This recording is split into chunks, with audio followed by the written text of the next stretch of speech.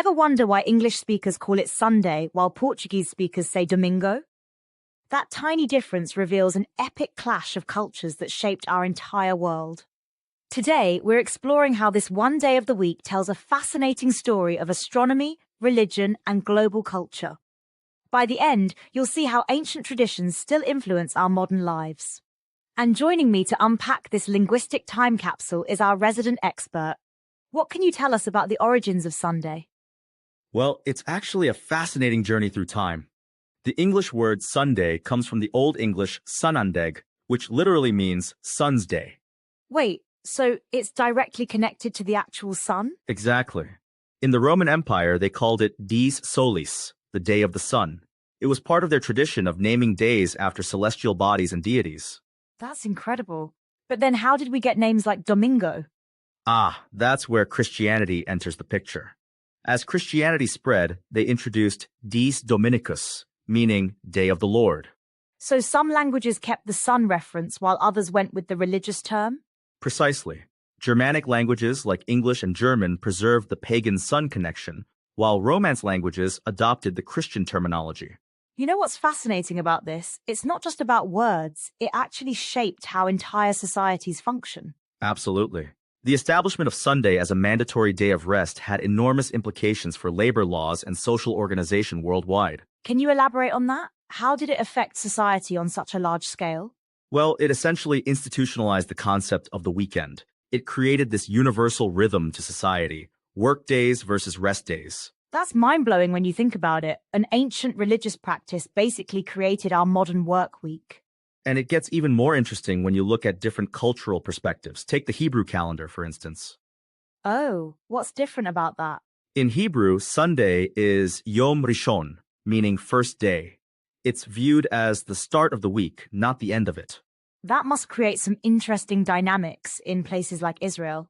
It absolutely does. It affects everything from business operations to social schedules. Speaking of business, how does this impact international commerce today? It creates this fascinating global dance. Different countries have different weekend days, so international businesses have to adapt their operations accordingly. I never thought about how something as simple as the name of a day could have such far-reaching effects. That's what makes linguistics so fascinating. These words we use without thinking carry centuries of cultural evolution. Let's talk about the religious aspect for a moment. How did Sunday become so important in Christianity? The Greek term Kyriake, meaning Day of the Lord, really cemented Sunday's religious significance in Western culture.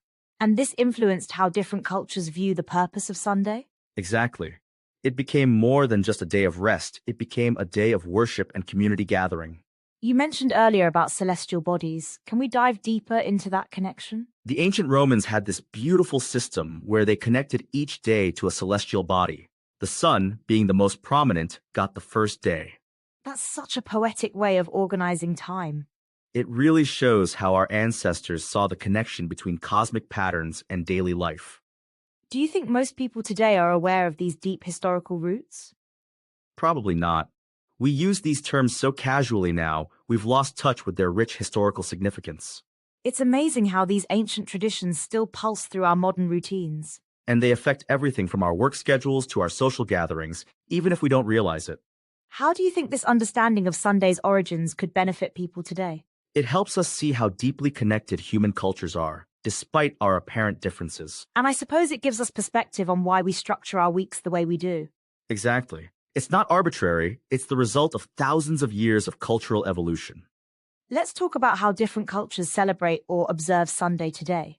The variations are fascinating. Some see it as a religious day, others as family time, and some as just part of the weekend. That must create some interesting challenges in our global society. It does, but it also shows how adaptable human societies can be in accommodating different traditions. What about the future? Do you think Sunday's significance will change? With remote work and flexible schedules becoming more common, we might see some shifts in how we view the traditional week. But the cultural importance of having a designated rest day seems pretty universal. Absolutely. That human need for rhythm and rest is deeply ingrained in our societies. It's remarkable how something as simple as naming a day can reveal so much about human culture. And how these ancient traditions continue to shape our modern lives in subtle but significant ways. Do you think understanding these origins helps us appreciate our weekly rhythm more?